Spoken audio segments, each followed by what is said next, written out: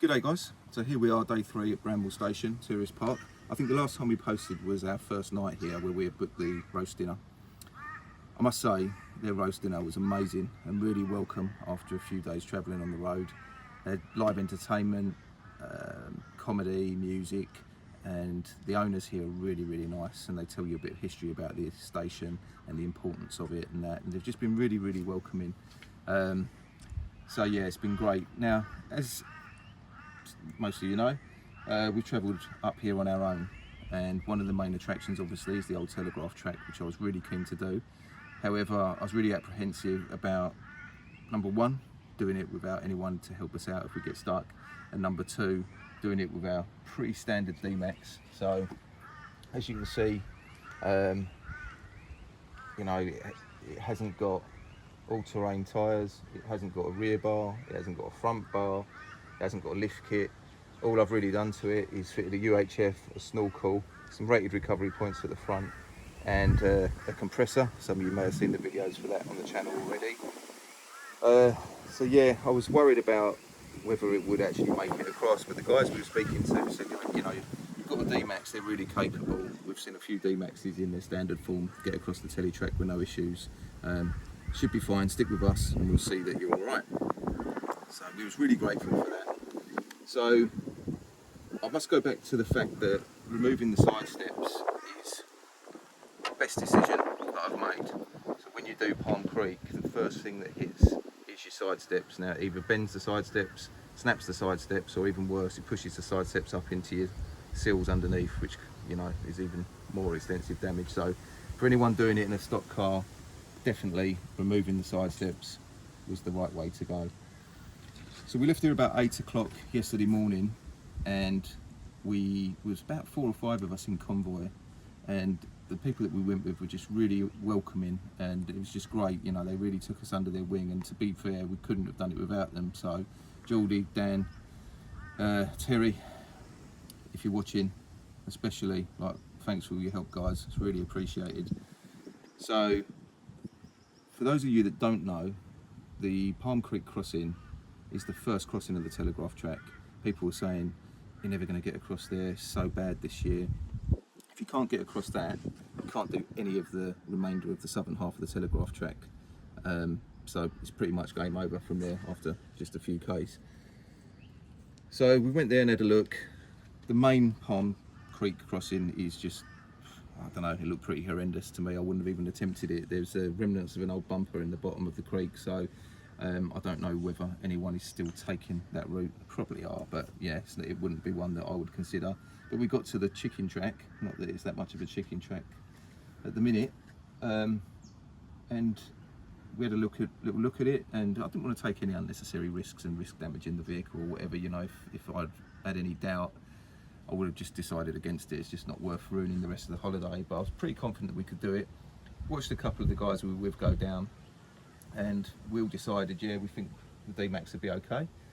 And Dan especially, you know, he saw us down there giving us the directions.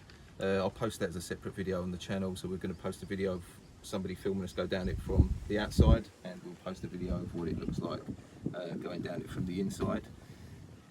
And yeah, we got down there without any issues, and because of them we were able to do the rest of the Telegraph Track.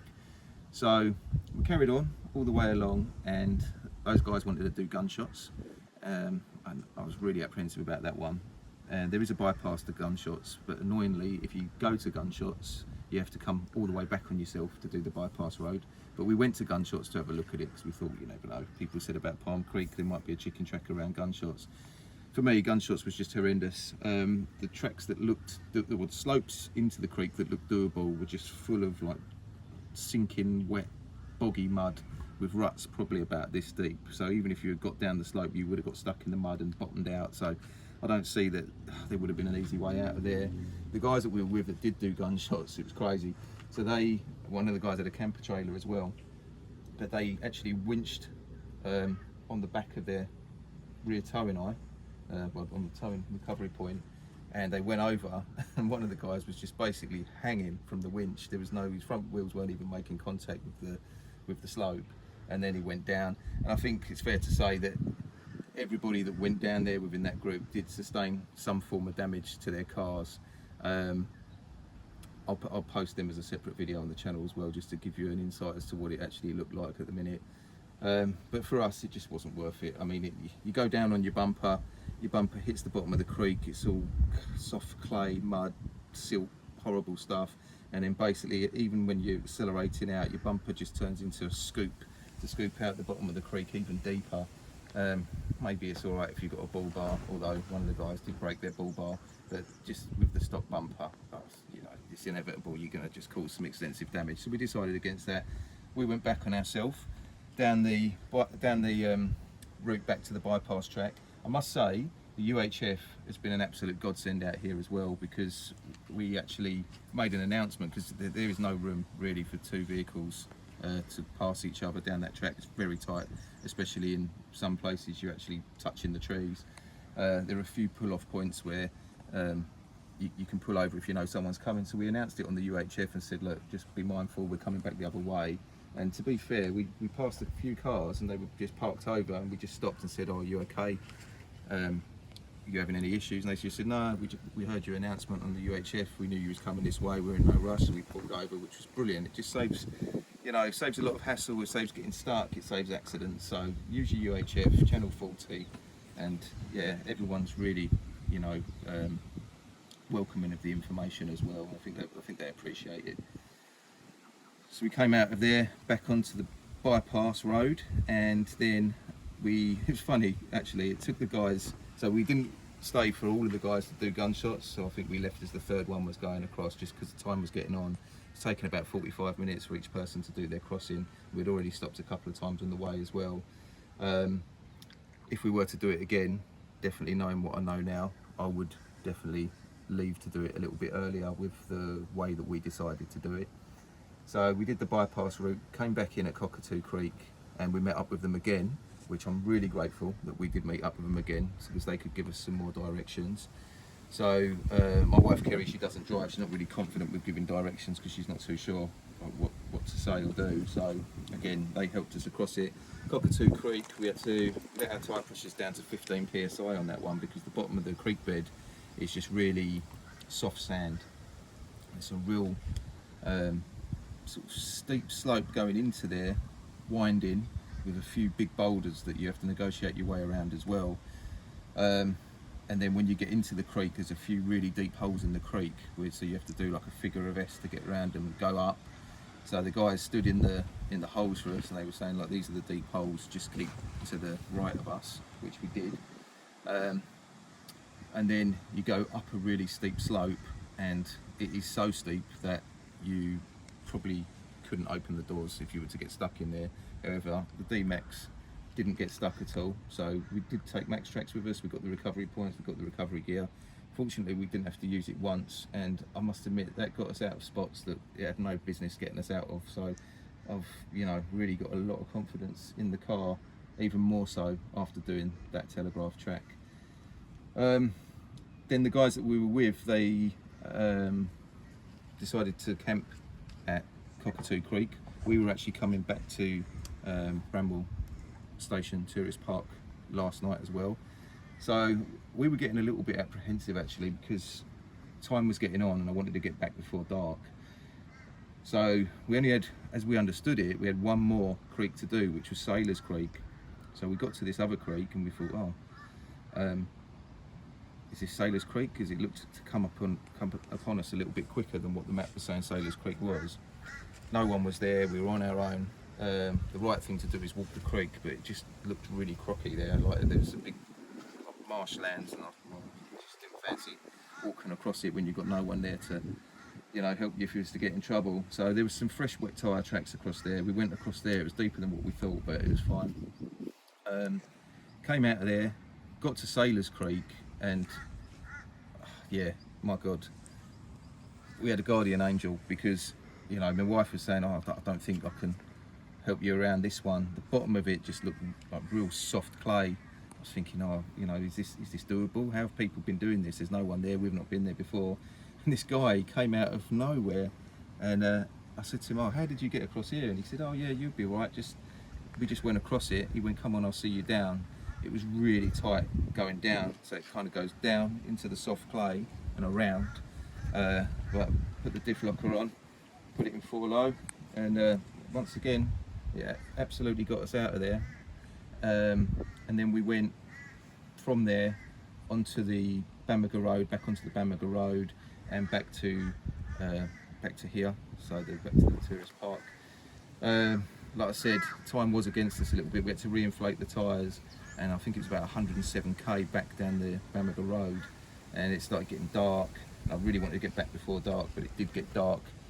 Couldn't see anything because the lights were just filthy dirty, so they weren't projecting any light. So it was the last sort of 20 minutes of that trip is pretty horrendous. If only we could have just had 20 minutes more light, and that's what I would say if we were to do it again.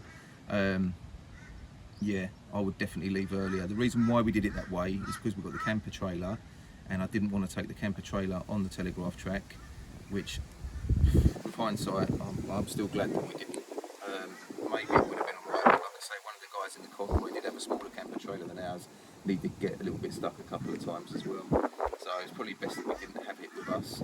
So come out of the bypass road, came back to here at the station. So today we were going to go to Fruitbat Falls, but after an 11-hour day yesterday from start to finish, I was really tired. We didn't really have a good dinner last night because we got back so late. The kids were tired, so I'm cleaning all the car out this morning as well. It was just covered in dust and dirt and grime, and had to do a couple of little jobs. The ABS light came on in the car, and when I did the scanner, I've got the OBD2 scanner tool, and it said that the I think it was the longitudinal or lateral ABS sensor, I can't remember which one it was, but it said it was out of range. The fault cleared, and I reckon it might have just been out of range because of the actual inclines that we were on yesterday. They were really intense. Hasn't come back on since, so hopefully all's good there, and it's not a sensor issue or wiring or whatever, but it all seems to be okay. So yeah, we're just staying here for tonight, gonna have a roast dinner again and just have a reset, nice chilled out day. Like I say, yesterday was busy, and then Fruitbat Falls tomorrow, we're gonna camp there, and then we're gonna go onto the Cape from there. So the only bit of damage that we got on the car, which annoyingly wasn't at Palm Creek, it was on a really simple crossing, but it's just the way that the slope went down, and how low the little splitters are on the rear bumper of the D-Max. When it went down, it just caught right at the edge there, which is really more annoying than anything, but at the same time probably a bit of a blessing, because it kind of reiterates the fact that I'm going to put a rear bar on there now, because we were having issues with the camper. You've got a restricted lock with the way that these stick out and bend back on themselves, and the camper touches a little bit earlier than what I'd like, so we're going to put a rear bar on, which kind of cuts off all of this bit here. So it just raises it a little bit, gets rid of that. So it's still a step, but it'll prevent any of that happening in the future. It'll help with the towing and turning circle, so I'm really not worried about that in the slightest. So yeah, pretty much that's us for today. Do another video tomorrow when we get to Fruitbat, and like I say, I'll put some posts on of our day yesterday of the track. It was just such a good day.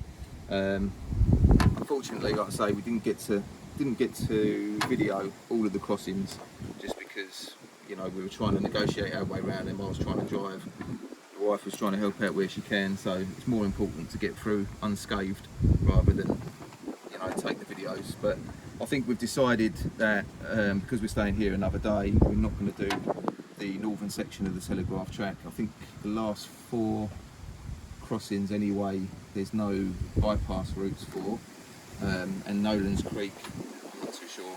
Apparently it's pretty deep, and I don't know if it's worth going through that one, especially now we're not with the people anymore. So if we had to do it alone, I definitely wouldn't do it. I think it's definitely worth just doing it with someone.